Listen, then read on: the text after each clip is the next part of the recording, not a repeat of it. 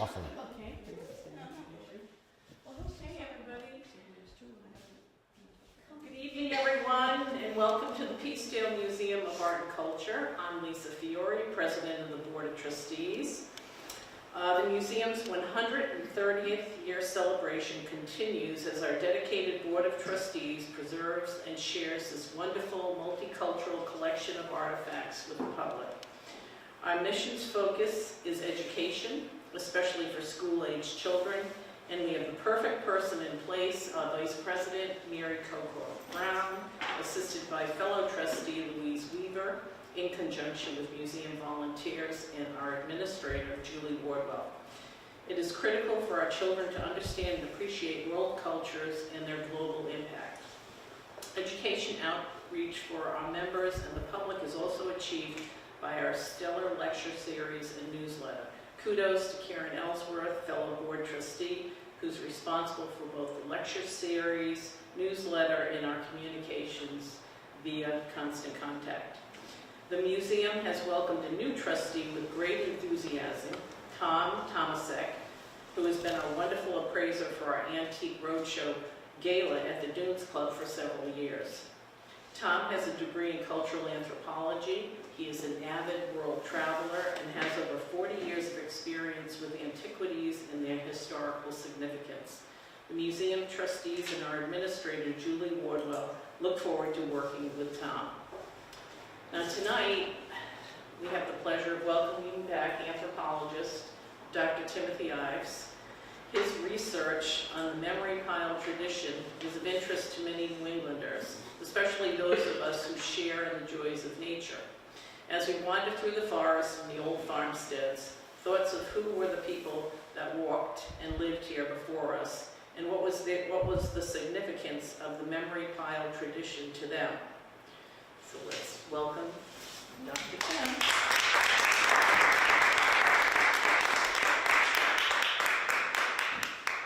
Thank you so much for that gracious introduction. And just an explanation for anyone who looks at this footage later.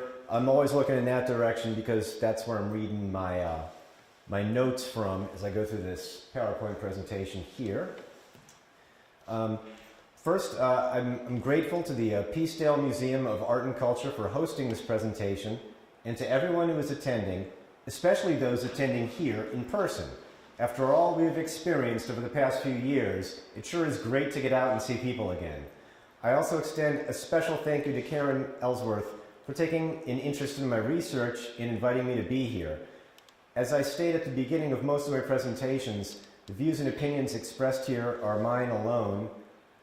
I plan to talk and show pictures for about 40 minutes or so. We'll see how it goes, because that's about as long as a long talk can go before people start passing out, which should leave some time for audience questions, comments, or even anecdotes or little stories at the end.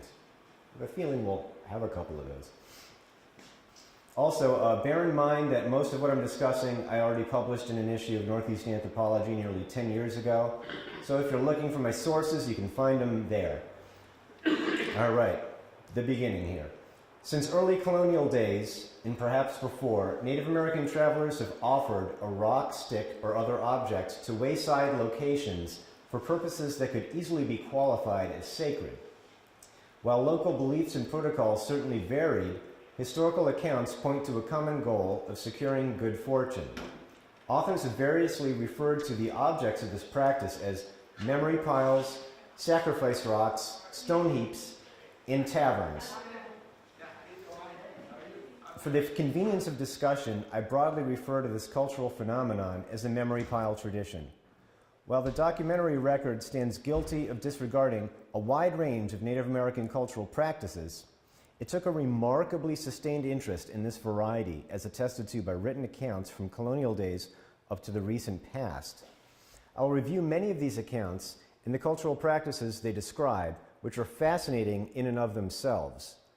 And towards the end of this presentation, I will share some speculations on why Euro-Americans seem to have been receptive to these cultural practices and sometimes even participated in them.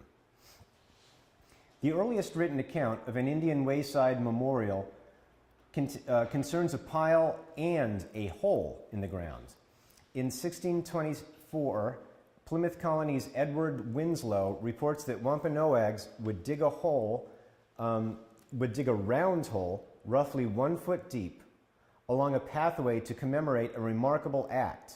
It would capture the attention of travelers who would ask others what it commemorates. Such memory holes were cleared of overgrowth and redug as necessary to ensure the persistence of associated memories and mitigate the tedium of travel.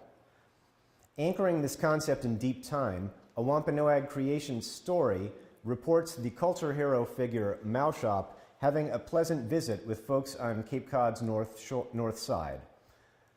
In commemoration, he dug an enormous hole, piling the earth in a mound to the south. The hole filled with rainwater to become Scargo Lake, while the mound, today known as Scargo Hill, grew over with pine trees. So I think it's a fascinating explanation for how something on the landscape formed. For over 2 centuries, travelers in eastern Massachusetts have remarked on sacrifice rocks along the ancient trail from Plymouth to Sandwich, historically called Old Sandwich Road. 2 sacrifice rocks near the intersection with Ship Pond Road are regularly included on 19th century maps of Plymouth, such as this. The custom of casting a stone or stick onto wayside rocks there was first reported by Ezra Stiles, 18th century Congregationalist minister and scholar, and I think he was the president of Yale as well. He explains that wood offerings used in lieu of locally scarce stones burned off periodically whenever Native Americans set fire to the woods to promote deer habitat. Reluctant to discuss their custom, some Native Americans even took a bypass trail to avoid one such rock when traveling in English company. Stiles claims that some made offerings because their elders had done so, while others believe that a failure to do so brings bad luck, particularly in deer hunting.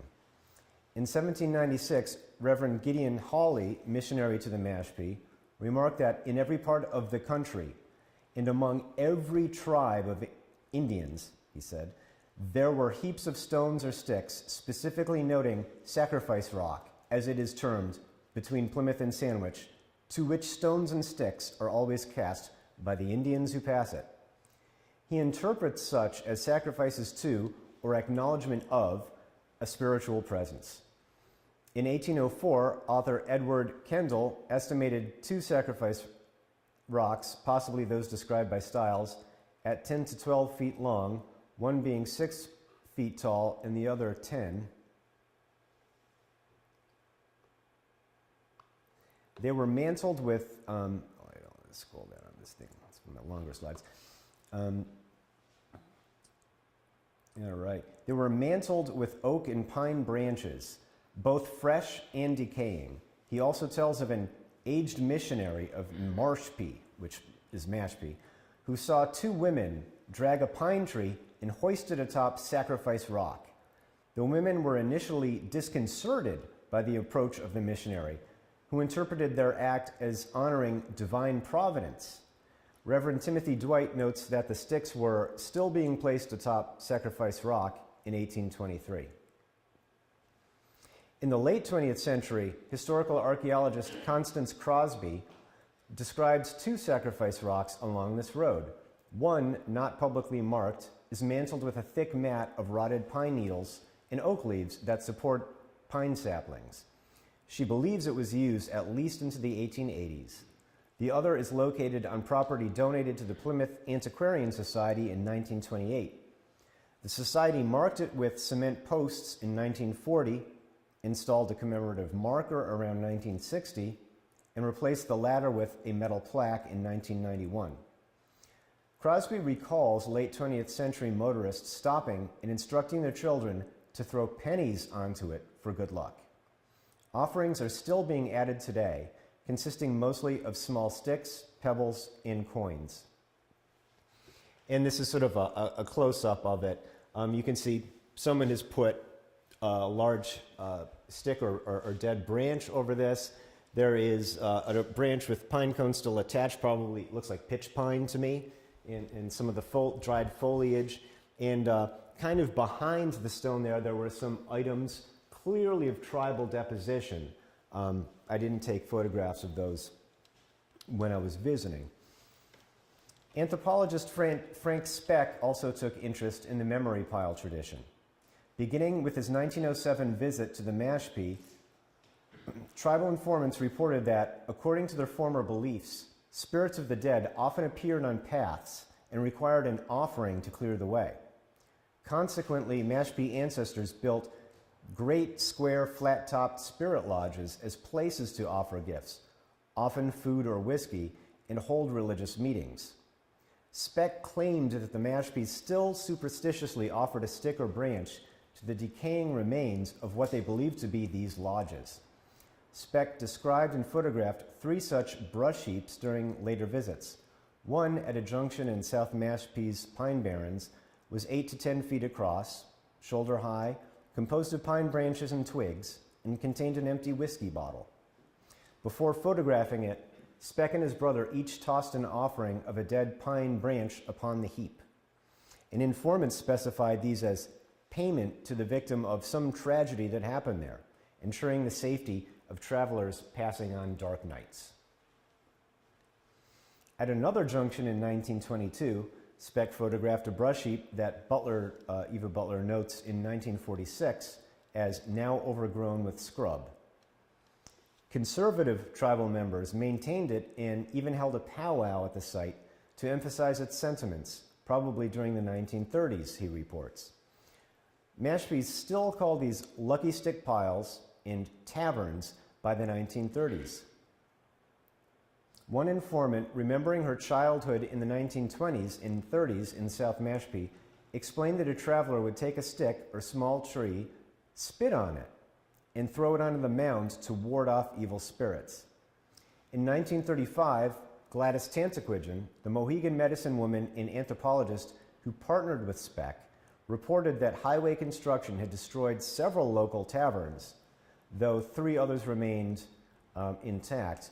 She qualified 2 of those as old, noting that the 3rd was recently established on the tribe's summer meeting grounds. Locals generally denied knowing anything about them, with a couple of exceptions. One informant still made offerings based on superstition or tradition, while another respected the taverns, marking places where people had been murdered in days long past.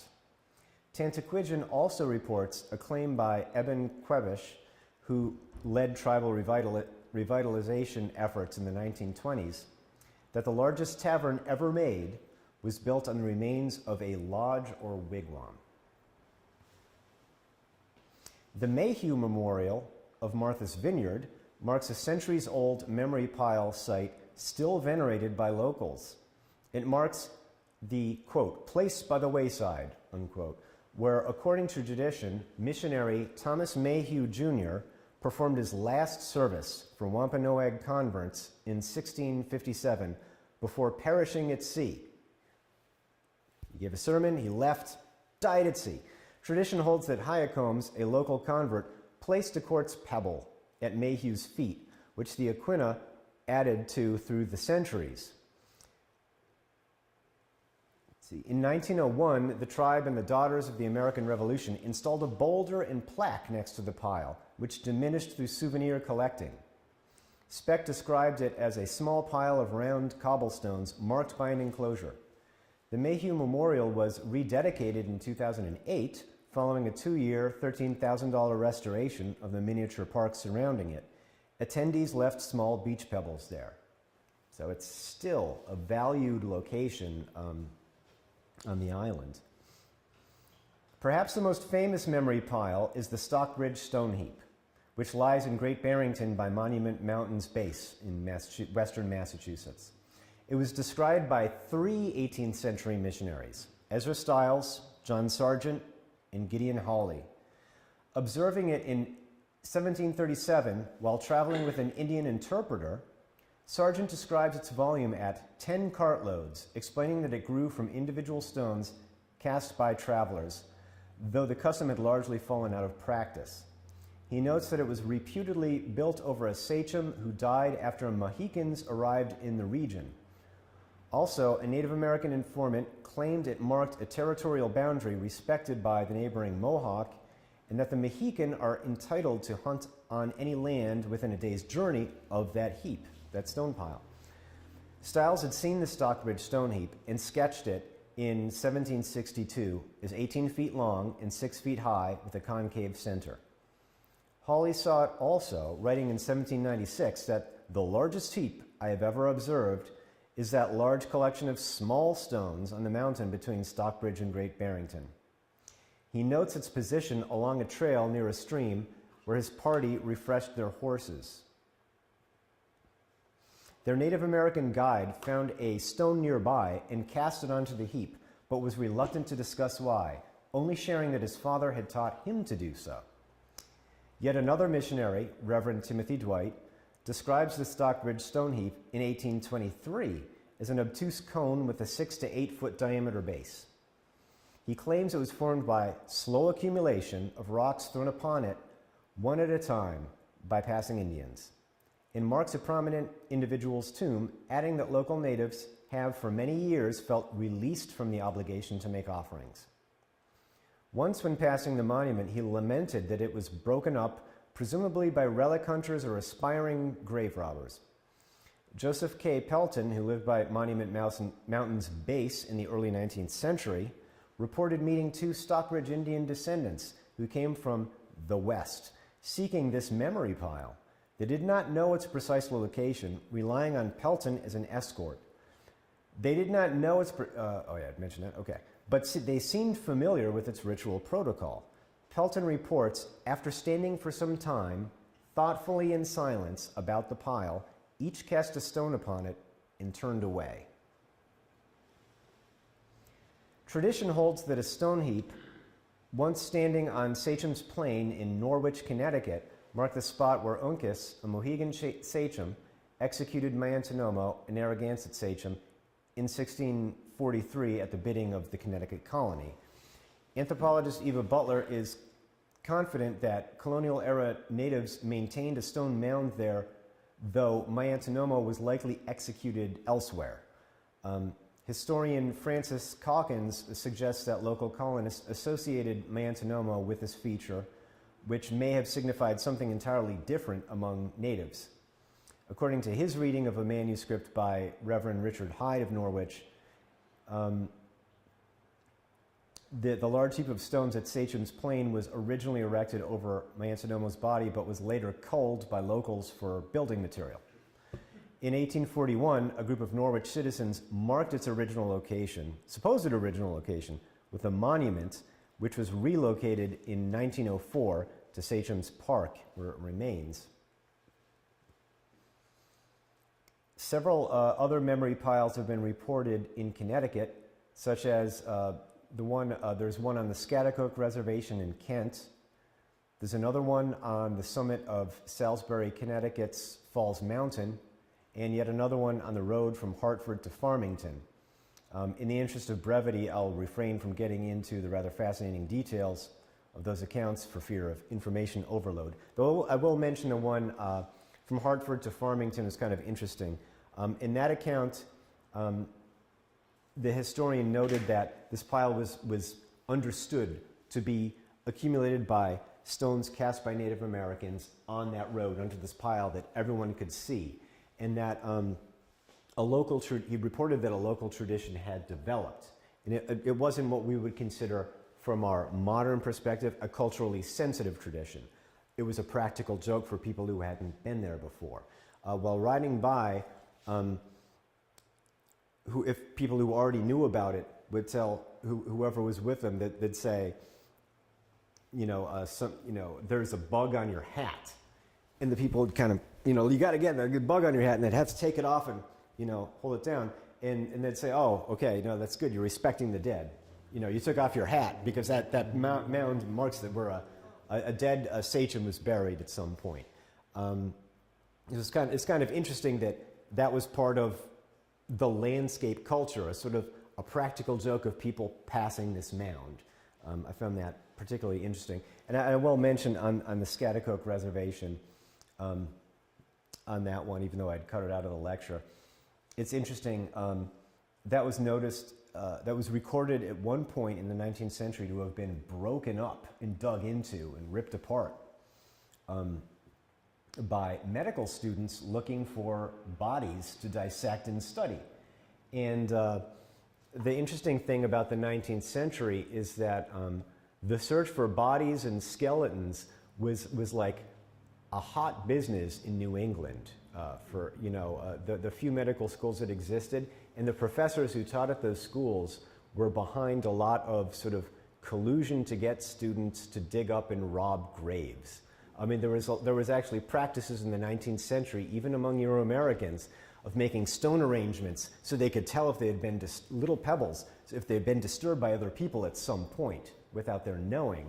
But yeah, looking for freshly buried people or even ancient suspected burials that they heard through folklore was enough to motivate medical students to go out and try to look for this stuff.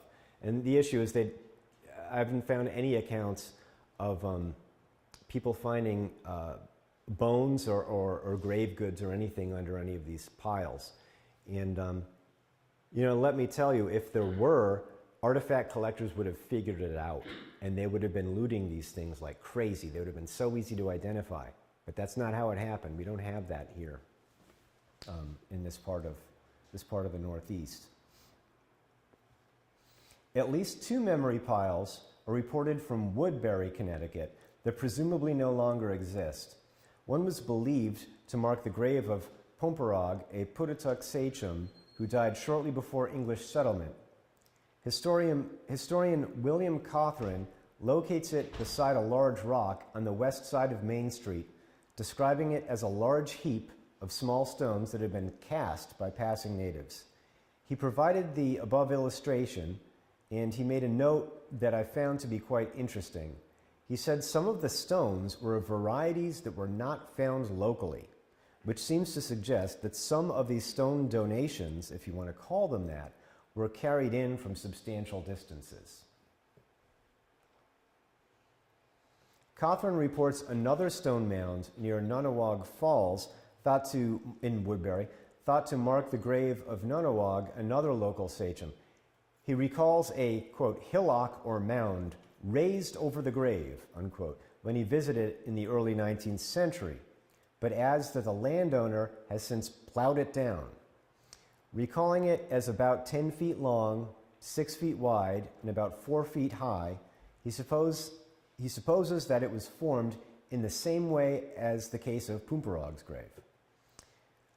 So, though we have focused so far on New England, it is important to note that the use of memory piles is in evidence along much of the East Coast. For example, Edward Ruttenber, a 19th century journalist and historian, reports natives in the lower Hudson Valley casting stones on roadside heaps, which he presumed signaled to other travelers that a visit occurred. Carlos Huestes, a Native American and ethnographer who worked with Frank Speck, reported in 1944 that he and one of his bicycling companions out on Long Island resumed an old Montauk custom of piling stones at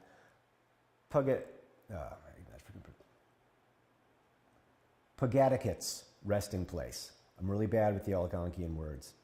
In eastern Long Island, every time we passed the spot. And I think he said something like, I wonder what the highway, he'd written, I wonder what the highway commissioner is going to think of us for doing all of this stuff. Thought that was kind of funny. Tradition holds that the 1651 funeral procession for this Manhasset sachem briefly rested at this location before continuing to his grave. So it was like a funeral procession, a rest, and at that location, this is where there is this memory has been handed down of throwing stones upon that location. Speck also reports a tradition of maintaining memorial brush heaps in Sussex County, Delaware, noting that local Euro-Americans continue using one out of superstition for over a century. Most of Delaware, the Native American population was depleted and driven off for many reasons. And apparently by the time that this stone heap was being used for over a century, it was just Euro-Americans using it. I mean, that tradition had been completely, out of superstition, transferred to the local Euro-American population.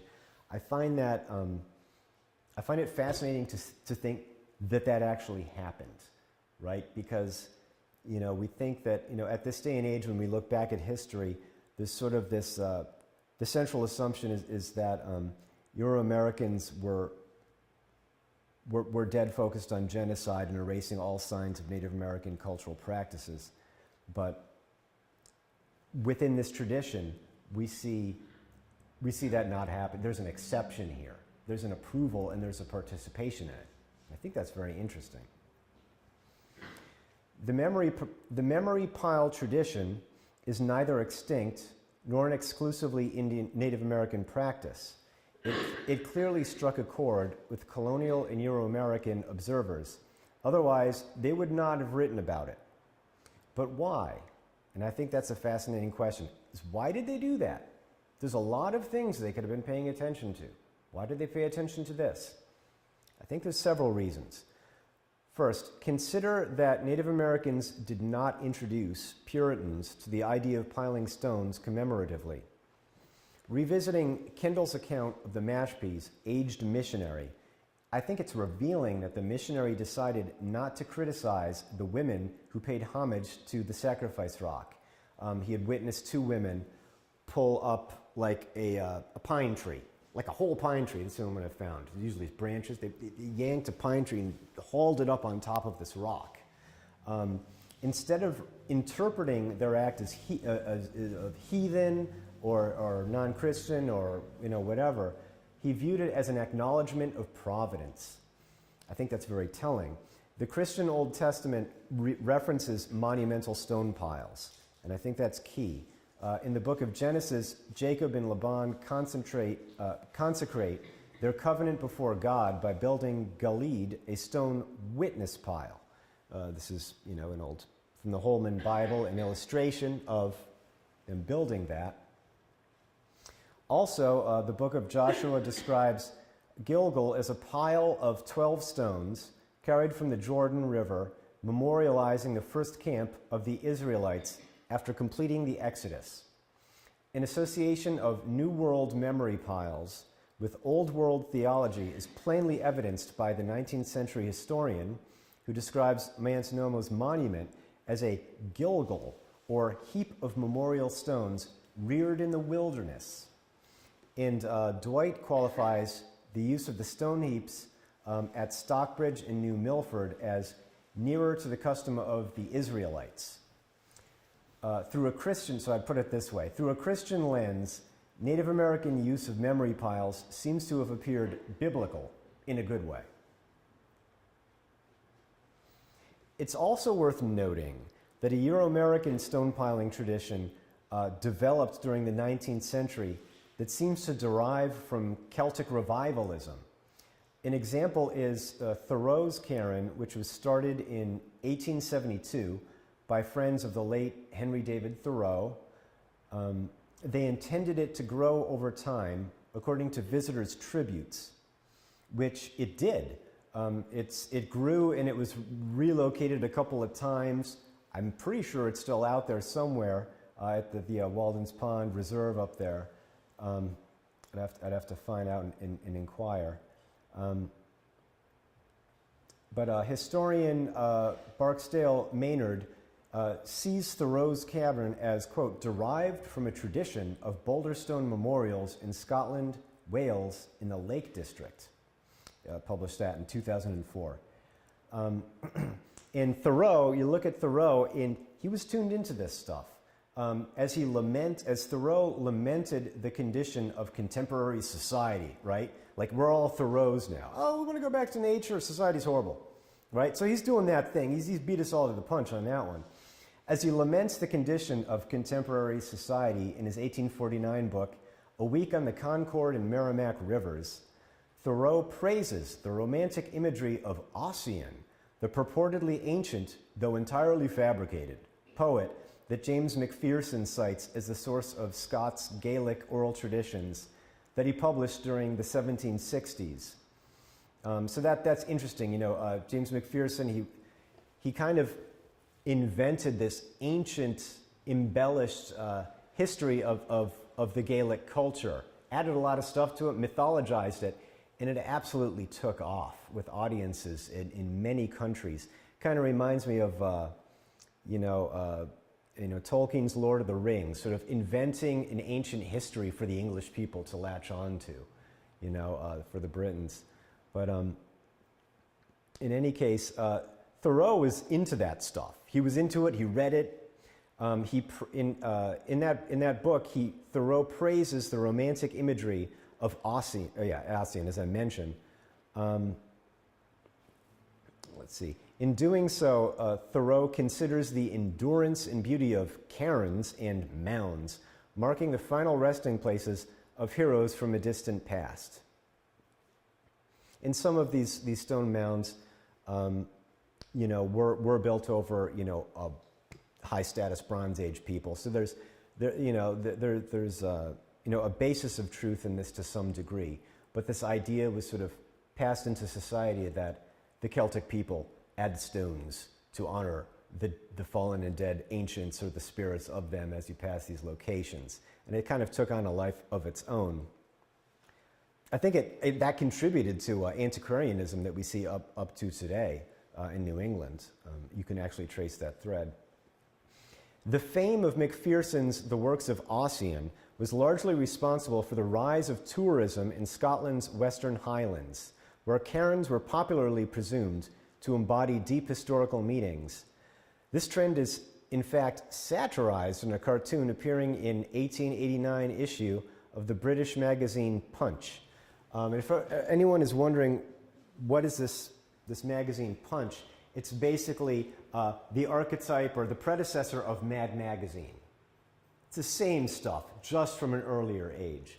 And I should have put the original, that's from my article, I should have put the original caption from it on there, but basically the caption specifies that these are a pair of antiquarian tourists looking for highly significant stone features in the landscape in Scotland, and this is a Scottish farmer here, and they ask, what is the history of this great monument out in the middle of your field? And sarcastically, the farmer replies, that is in fact a 6-month-old field clearing pile that I've created. So it's funny to think, when you hear today about people misinterpreting things and going too far, even in the 19th century, if that appeared in Punch magazine, that means people were going around misinterpreting the heck out of stuff in the night, and I find that hilarious. You got to find some stuff funny once in a while. Anthropologists have lost their sense of humor, so I look for as much humor as I can. After 1880, when Portland cement became popular and widely available, people started building memorial cairns out of field stones, boulders, and stuff that they permanently, instead of donating them, they permanently cemented them and stuck plaques on these things. So they look like these ancient memorials. The Mayhew Memorial was I think that was from the 1880s, that monument. That's an example. That was built in the sort of Euro-American cemented cairn tradition, that thing. It was built next to the pile. Tourists were diminishing the pile as they were coming to read the Euro-American monument to the pile. But in any case, I suspect that a few hundred of these things were built in eastern North America between 1880 and 1940. They were also very popular in Britain, Scotland, in Ireland, and in other parts of, all parts of the world where, people from, Ireland and Great Britain, where the diaspora had gone for colonization, they all adopted this at pretty much the same time. This sort of Celtic revival monument of great early people who showed up in the area. Here are some different examples. This is a cairn to the MacCrimmons in Scotland on the Isle of Skye. This one's not mortared. And this is in South Australia, erected in 1906. It's Matthew Flinders' landing place on Kangaroo Island. And this is over in Mohegan Territory, right in the Fort Shantok Park area. It's generally qualified and described as being in the form of a wigwam. I don't really see that. I see it, the closest structure I would call it would be more of a teepee structure, which, you know, which would be completely fine. But I really do see a lot of similarities in these kind of things. You see, I mean, you see it even turning up on, you know, and that, what this commemorates is Lieutenant Leffingwell when the Narragansetts besieged Fort Shantok in the mid-17th century, trying to assassinate Uncas and take him out. Lieutenant Leffingwell came to the aid of Uncas, and the colonial dames put this thing up to commemorate him. So it's interesting. There's also a lot of struggle at the turn of the century. This stuff also ties in to there's massive amounts of immigrants coming in the late 19th and early 20th century, and groups like the colonial dames were doing a heck of a lot of commemoration to sort of put their stakes. These are the original settlers. These are the people. The rest of you are immigrating, just so you can see. You know, we're all familiar with that trend. I'm not saying there's anything good or bad about it. It's just the way things played out. It's also worth noting that Europeans have been tossing coins into sacred wells, or called wishing wells today, for over 2,000 years. You can find this all over Europe. This practice is grounded in the belief that the water in wells or springs is sacred and inhabited by a supernatural force or being. Throwing a coin into the water is considered a sacrifice in exchange for the granting of a wish. The spirits were originally pagan in nature, though many were later replaced by Christian saints. It's sort of an overlaying, sort of the way, you know, in Mexico you see, you know, Catholicism overlaid and intermingled with native religion in Mexico.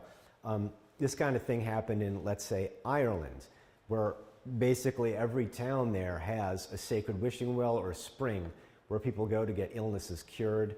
They'll put a coin or a wish into the pond, and then if they have a sick relative, they'll tie up a little rag and hang it up next to like a hawthorn tree or something like that. And the disease that you bring is supposed to disintegrate with the rag. It stays out there until it falls off and comes apart. But and these beliefs go very far back into time. There was an archaeological excavation of a wishing well. They went I don't remember how far back it went, but it was several hundred years, and they found that the coins locals were putting into them were the absolute lowest and least valuable denominations possible, which kind of matches up with you know, what you see in fountains where people are wishing. People try not to put too much in there. This is really low bids for good fortune. So apparently people were making low bids for good fortune in these old wishing wells, some of them in Europe. Actually, an interesting article that I ran across pretty recently was there was one Roman era one in England that was excavated, and there's all sorts of different offerings that have been put into it. One of them was a wicker container containing 4 chicken eggs, and 3 of them got broken during excavation and smelled horrible, but one of them's intact. So there's a Roman era British spiritual offering chicken egg that's somewhere in a collection. But anyways, let's see. The spirits were, as I mentioned, originally pagan in nature. So interestingly, I think when Euro-Americans throw coins onto Plymouth Sacrifice Rock, the one right by the paved road, you can just stop your car and do it. And I saw coins there when I visited, doing that for good fortune. That does not seem vastly different from Native Americans leaving sticks or pebbles for good fortune. I think that's pretty interesting stuff. So as far as my closing remarks, that's good, I'm right on time. The receptivity of Euro-Americans to the Native American memory, I'm sorry, I go back and forth between Indian, to interject, Indian, Native American, Indigenous, Aboriginal. I haven't found that any of those terms are completely safe. I've been chewed out for using all 4 terms by different people. So I kind of use all of them just because I know I can't make everyone happy, so I'm just kind of spreading it around. In any case, the receptivity of Euro-Americans to the Native American memory pile tradition may reflect more than just ideological familiarity. Butler points out that, quote, people who are not Indians, but who are interested in perpetuating the old customs of the Indians, have periodically attempted to revive it, unquote. Frank Speck proposes that generations of Euro-Americans continued to pay tribute to Native American brush piles in Sussex County, Delaware, for protection against a vaguely understood spiritual threat, a practice, quote, transmitted to the colonists and their posterity as an American folk tradition. Crosby suggests that Stiles and Kendall's accounts of the sacrifice rocks on the road from Plymouth to Sandwich unintentionally promoted a, quote, incorporation of these particular memorials into the Euro-American cultural and historical landscape. I speculate that memory piles provided Euro-Americans with an outlet for their own superstitious tendencies, and at some level satisfied their desire to engage Native American heritage. As historical archaeologist Lynette Russell has observed, people want to belong. They want to know a geography and unproblematically fit into a landscape. Accordingly, the accessibility and democratic spirit of memory piles, in my opinion, should appeal to anyone wishing to feel personally invested in place, regardless of their group identities. My closing thought is this. In today's political climate, historians, anthropologists, and Native American cultural experts seem all too eager to emphasize how different Native Americans and Euro-Americans are. Well, once in a while, it's nice to consider how similar they are and why that might be. Thank you.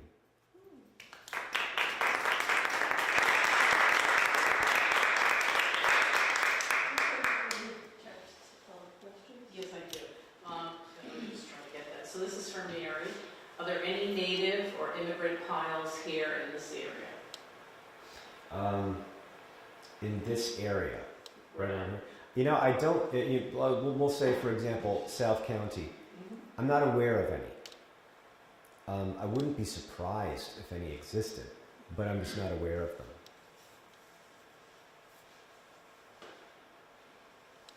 That's a really good question. You know, I mean, there are piles that have been identified by Doug Harris, the former assistant tribal historic preservation officer. Some of the ones he identified, I haven't been entirely agreed on as such, but as far as written accounts of ones in South County, I'm not aware of written accounts that I could point to saying this is known, this has already been written down. Not to say that they don't exist. I mean, I would be surprised if they didn't exist. I mean, this was an East Coast woodland culture phenomenon. So I would expect that they would be probably in every town originally.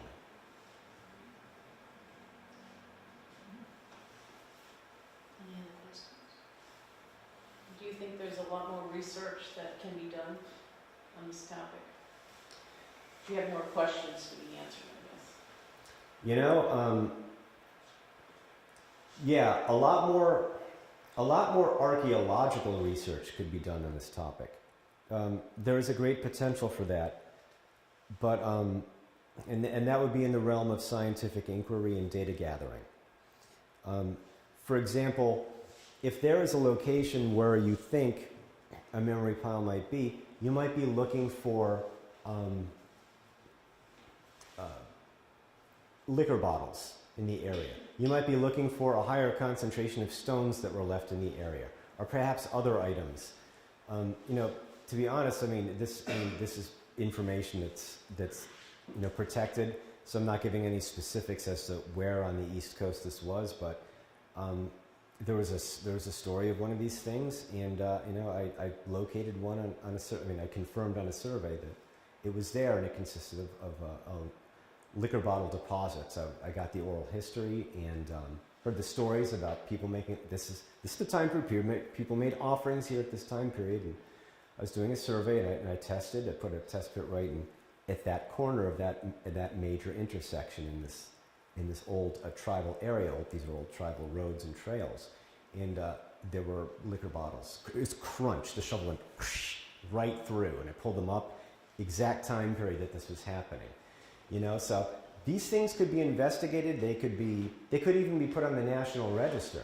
But the interesting question is, if the locations of these things got out, what would happen? Would they be flocked to by people with New Age sensibilities that aren't compatible or agreeable to people with traditional Native American sensibilities? So it's, once you get into things that deal with spiritual beliefs or the supernatural, you're getting into really an area that's difficult to negotiate in today's political climate. So, I'd say if anyone's interested in this archaeologically, I don't know, the best of luck to you. But there's a lot of questions that could be asked. There's a lot of unknown locations of where these things were, and a lot of archaeological work could be done to investigate them.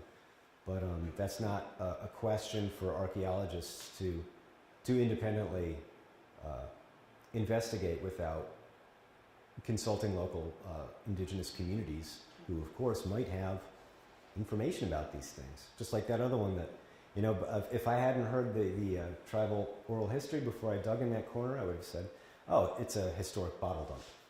I would have had no idea whatsoever that was a cultural practice during this, a certain time period that happened. So I'm not sure if that's an answer to the question, but absolutely valuable information can be got through archaeological testing. One thing Mary said, piles at the Land Trust Trail. Do you know anything about that? That's in South Kingstown. Oh, I don't think I've been there. North of Route 1. Yeah. Not far. Which land trust is it? It's a South Kingston Land Trust, South Kingston Land and Trust. it's the Browning. All right, yeah, I don't think I've Browning been there. property. Yeah, I think it's on. Or maybe I have, I don't know, I can't remember. Stones, it's wild, yeah. It's a nice Excuse me, the last lecture you had was the maps. Oh, George Map Madison. Yeah. From Situate, and incredibly detailed drawings and maps. Excuse me, just wondering if you had seen any of those maps, and if they were any mounds on those maps that you were aware of. This. These are the George Madison maps. I don't know. I haven't fine-tooth combed this thing, so I don't know. But it looks like it might be a good source. Maybe there's something on there. If he saw it, he would have put them on his map. I would He think so. likes stuff like that. Who wouldn't like stuff like this? Well, I don't know. I can't imagine, but some people don't. If there's anyone who doesn't like this, I'll give him a backhand slap.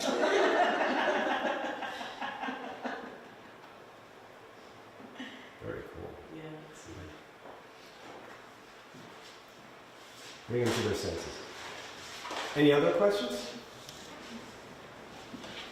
Anybody else? Usually when I'm done with a lecture, that means I don't know anything else. But I can struggle and try to come up with some relevant thoughts that might intersect a question. They were in Ireland, there were mounds of rocks on certain hills, and they claimed that not only were they just stones, but that actually they felt that people were buried under them. Oh yeah, absolutely. There's a lot of high status Celtic warriors and leaders were buried under massive dolmens or whatever they call these things, massive stone piles. That's a very real thing, and that's a lot of what the inspiration, and excavation and investigations have confirmed the presence of the burial of people of under such features in the old world. I'm not aware of anyone being buried under piles of sizable stones in southern New England, but there was a tradition of that between, let's say, I think it was about 8,000 and 5,000 years ago, up in the coast of Maine, sort of like the northern part of the coast of Maine and up into New Brunswick, where people were being buried, sometimes in these little cyst burials, like these little chambers were made, and then they'd mound them over with boulders. And some of these sites lots of these sites have been found just by people walking on the surface and reporting them. So there is, a stone mounds over burials phenomenon that we do have here in part of New England. It's on the extreme part. We just haven't had, to my knowledge, an example that's comparable in southern New England yet. Anything else? Thank you, Tim. That was great. Oh, you're welcome.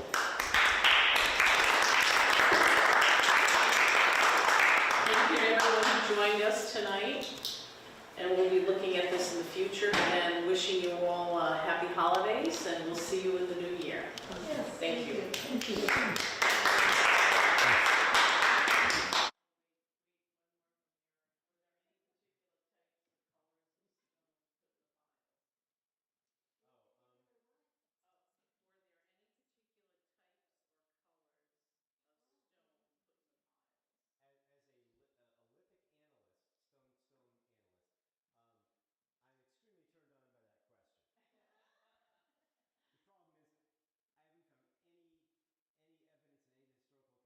Describing the small rocks that they were tossing, the pebbles. People talk about tossing these things. That's one thing. There's no accounts of people bringing a large stone and putting on that, much less building them into nice turret-like structures that stand up. Those aren't made by someone tossing stones into place. But the only account where material is mentioned that I'm aware of is out on Martha's Vineyard. For the Mayhew Memorial, quartz is specifically mentioned. I'm not surprised that the quartz is used. Yeah, it's very attractive stone. The glacial stream brought it down, and those are all, terminal moraine deposits with all the quartz. The quartz that ended up there has already been broken up. The bad stuff has been ground down into sand, and the good stuff are these nice eggs that are already been worked into these beautiful, beautiful forms. And those have been a great resource. And quartz is also believed to have sacred or supernatural powers among some of southern New England's Native American groups. And I'd agree with them. I'm a big fan of the quartz cobble myself. It makes sense there are different kinds of stones in different areas, so we would use what was available. Yeah, but the quartz also does something. It actually does something pretty special. There's a phenomenon called triboluminescence, which is where quartz is struck. If you take pieces of quartz and you strike them together or rub them very vigorously, and it's completely dark. I don't understand the physical reaction that creates this, but they can glow along planes, the crystal planes. It's like lightning flashes, and you can get. I did this once. I had a whole pile of really great polished quartz crystal things, and I put them in a plastic jar and brought them into the basement, turned off all the lights, and I shook it looking fast and hard, and it did. It glowed, and it was crazy and cool looking. I'm like, man, if people could have done this, they absolutely would have thought this stuff was supernatural. But the sad part was after I went and turned off the lights, all of my beautiful polished surfaces had been sort of fractured and dusted. And I was like, oh no, I wish I hadn't. So it was like, regret. It's just like, a night out at the bar. It's fantastic, and then you regret it later.